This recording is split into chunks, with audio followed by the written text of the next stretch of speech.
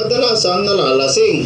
Best in reality, natatawa nga ako ang paliwanag sa mga CFD dahil may nagtatanong sa kanilang miyembro na bakit daw ang mga minister sa kanila pag wala sa simbahan nagpunta sa bar.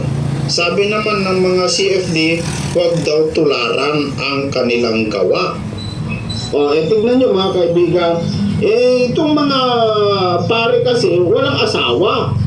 Kaya yan po ang nangyayari mga kaibigan, kabornok, ano?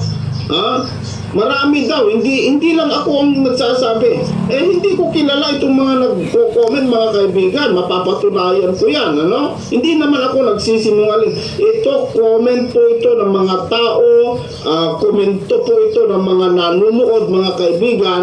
Pwede nyo ulit silang tanungin. Hindi po ako yan, mga kaibigan. Baka gawa po ninyo yan, kaya binibintang nyo sa akin. Pero lahat ng mga comment na binabasa ko mga kaibigan, hindi ko kilala ang mga tao nito, mga kapatid. Pero dahil po sa katotohanan, sila po ay nakikita nila ang tama. So, ang sabi po ng proverbio na ating binasa, napakaliwanag. Malalaman mo ang isang reliyon kung tunay, titingin ka lang sa kanilang mga miyembro, mga kaibigan. Mapapatunayan mo kung totoo yan o hindi. At ito pa, mga kaibigan, sabi sa Biblia, huwag kang manalangin ng paulit-ulit. No? Huwag kang manalangin ng paulit-ulit. Ano yung panalangin na paulit-ulit? Ang sabi natin, yung panalangin na paulit-ulit na walang kabuluhan, yung ginagawa ng mga Katoliko na, Aba, Ginoong Maria, punong-puno ka ng grasya. Aba, Ginoong Maria, punong-puno ka ng grasya. Aba, Ginoong Maria, punong-puno ka ng grasya. Puro na lang paulit-ulit, mga kaibigan. No? Yun ba ay ayon sa Biblia, mga kaibigan? Doon po sa Mateo chapter 6 verse 7, ang liwanag po ang sabi ng Panginoong Jesucristo, at sa pananalangin ninyo ay huwag ninyong gamitin ang walang kabuluhang paulit-ulit na gaya ng ginagawa ng mga intil, sapagkat iniisip nilang dahil sa kanilang maraming kasasalita ay didinggin sila. Ang dami, napakaraming beses mo ulit-ulitin, Aba, Ginoong Maria, talaga walang kabuluhan yan.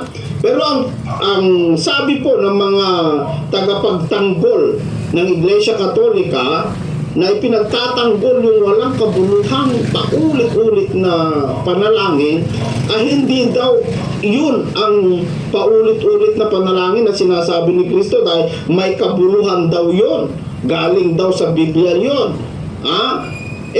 Kung hindi yan ang panalangin, ito ang tanong ko mga kaibigan, kung hindi yan ang panalangin na paulit-ulit na panalangin na walang kabuluhan, ano ang panalangin na walang kabuluhan na paulit-ulit? Sige nga mga kaibigan, ano yung panalangin na walang kabuluhang paulit-ulit kung hindi ang Aba, Ginoong Maria na ginagawa ninyo, mga kaibigan? Ito pa mga kaibigan, isa pang palatandaan para makilala mo ang relihiyon kung tunay. Ito, lahat ito nasa Iglesia Katolika. Sabi po dito sa Roma chapter 12, sabi ng Apostol Pablo, makinig po kayo mga kaibigan, pansinin nyo lang ang mga relihiyon.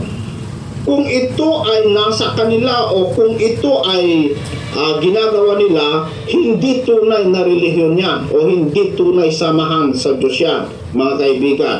Sabi pa dito sa Roma chapter 12 verse 1, kaya nga mga kapatid, ipinamamanhik ko sa inyo alang-alang sa mga kahabagan ng Diyos na inyong iharap ang inyong mga katawan na isang haing buhay, banal, na kaaya-aya sa Diyos, na siya ninyong katampatang pagsamba.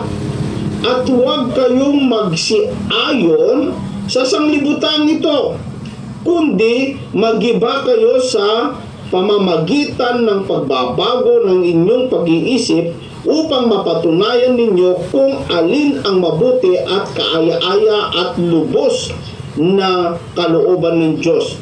Ang liwanag po dito mga kaibigan, nang sabi ng Apostol Pablo, na ang isang mananampalataya, iharap mo yung buhay mo, yung katawan mo, na kaaya-aya sa harapan ng Diyos. At sabi niya sa verse 2, huwag kayong magsi-ayon sa sanglibutang ito. Huwag daw kayong makipagsang-ayon. Yung pag-inom, kapatid na Borno, Kaborno, Kadarwin, lahat kayo mga defender ng Katoliko, yung pag-inom, hindi ba pagsang-ayon sa sanglibutan, mga kaibigan? Sabi ng mga ibang nagko-comment dito sa aking mga YouTube, si kapatid na Yossi, pangalan pa lang, Yossi na sabi niya, pakikipagsama lamang daw yon. Kaya ginagawa daw ni Darwin Gitgano ang pag-inom. Natatawa po ako. Pagsang-ayon yon sa mundo, mga kaibigan. Sabi nga ni Apostol Pablo, mga kaibigan, huwag kang makisama sa mga taong masasama. Tapos sabi ng mga iba, pakikisama lang daw yung pakikipag-inuman. No?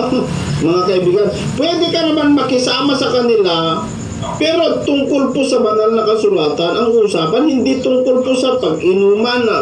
Ewan ko, mga kapatid, pinapalusot po ng mga defender ng Iglesia Katolika para lamang po makalusot sila sa kanilang mga masamang ginagawa. Pero tignan nyo lamang po, mga kaibigan, itong mga miyembro, malalaman mo kung totoong relihiyon na yan o hindi.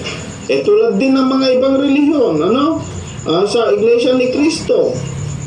So, makikita po natin, dito po natin makikita kung ang isang relihiyon, ito ay sa Diyos o hindi. So, yan po mga kaibigan, makikita natin ang tunay na relihiyon. Meron po namang clue na sinasabi ng Biblia doon po sa Proverbs chapter 29 sa verse 12 na kung ang puno ay nakikinig sa kasinungalingan, sabi, makikita mo lahat ng kanyang mga lingkod puro masasama. So titingin ka lang sa mga miyembro, makikita mo kung yung samahan na yan, kung sa Diyos o kung sa tao.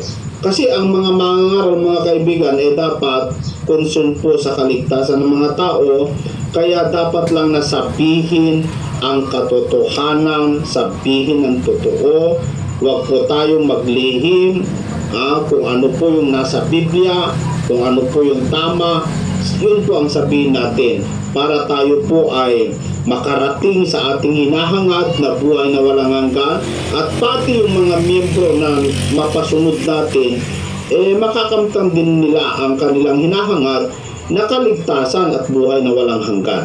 Maraming salamat po sa inyong lahat. Hanggang sa muli, kita-kita tayo dito po sa programang Expose the Truth.